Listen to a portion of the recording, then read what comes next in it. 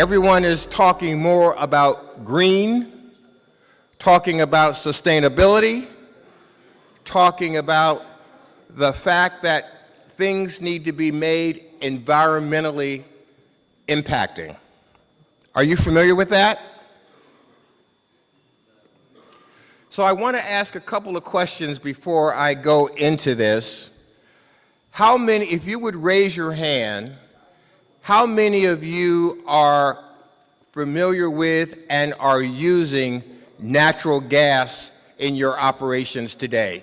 And then we're going to talk about the renewables on a distributive basis and on non-distributive basis, and what that means, particularly for you who have an interest in it and may be doing it. And then we're going to go into a deep dive on cooling systems for temperature-sensitive products. Everybody with me? So here's the deal. As you know, there is a massive change going on around oil, fossil fuel. What's occurring is that the impact that it has on our air and our quality of life has made it a critical, imperative movement to shift to less environmental impactful solutions. A couple of those solutions that are really significant for large countries and for large companies is in the area of natural gas. So natural gas is a byproduct of drilling for oil, and a byproduct of that is gas. And that gas can be utilized, if harnessed, can be utilized to provide electricity. The issue around oil is that the prices are fluctuating, countries are fighting over oil, but natural gas, which is a byproduct, is really making a difference and is a significant opportunity. The other area that's growing and is quite significant is in hydroelectric. The utilization of water to generate electricity, and it has an environmental impact that's important. It's safer, but it has some dubious and geopolitical issues as well that prevent it from being easily adopted in the countries that it's in. What's occurring is the impact of these renewable options are going to be growing significantly in the next 15 years. And the World Bank indicates that there's going to be a revolution, and you're seeing it, we're certainly experiencing it, in this area of the consumption and utilization of renewables.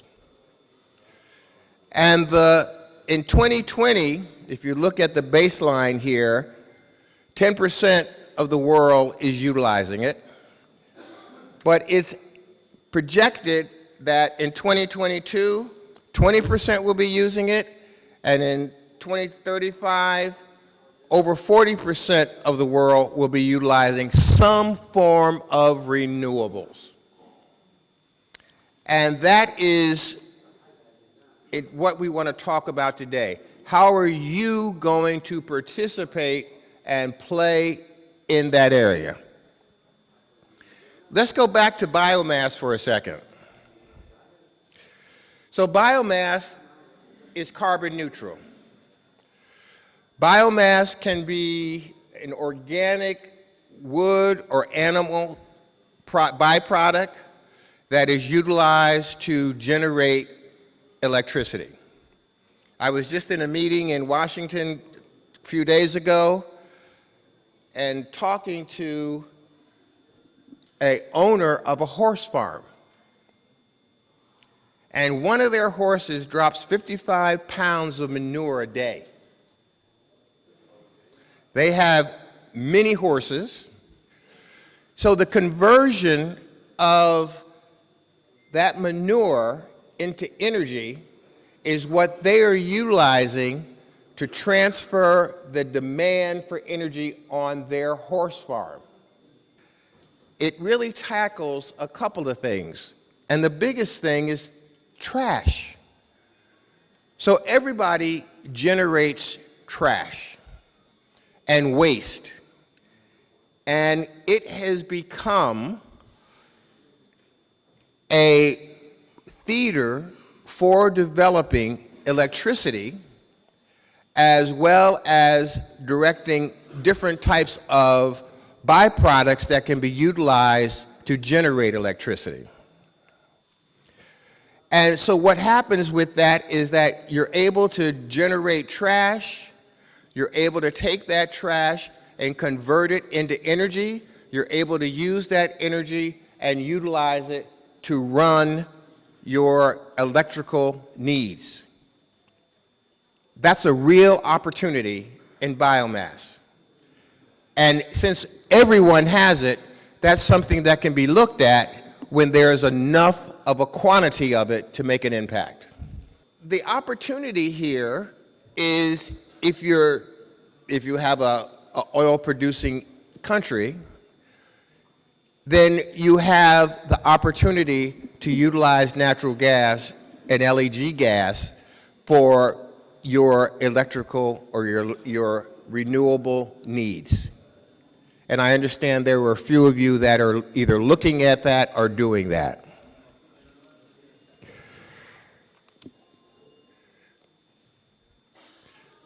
The next renewable that we want to talk about, which we saw quite a few hands up for, is solar.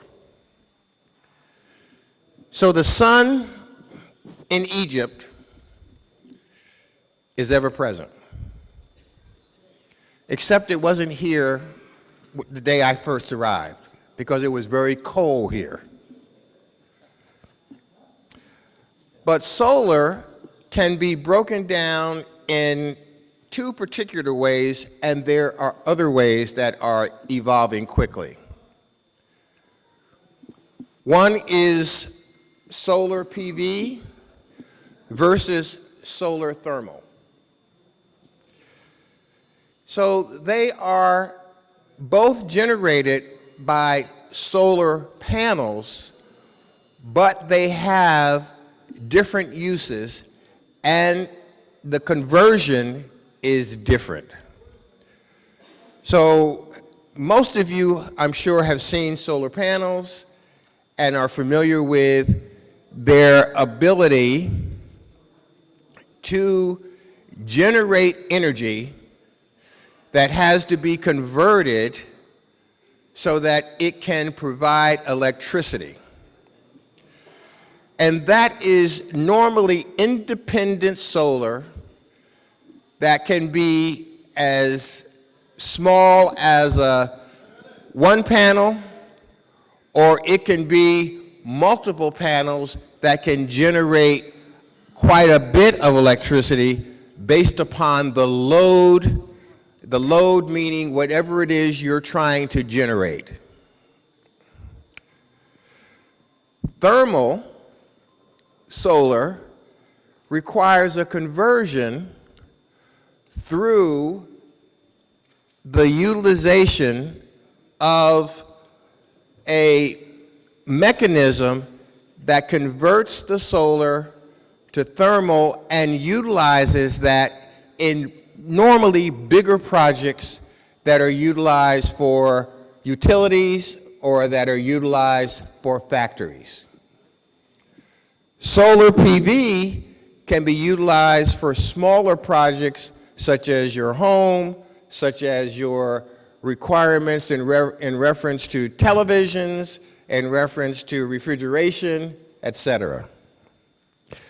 The issue and the difference is that the scalability of it. So when you're looking at a farm, and I understand many of you are farmers, or have a farming environment that you work within, you probably have a lot of electrical need for irrigation. You have it for refrigeration.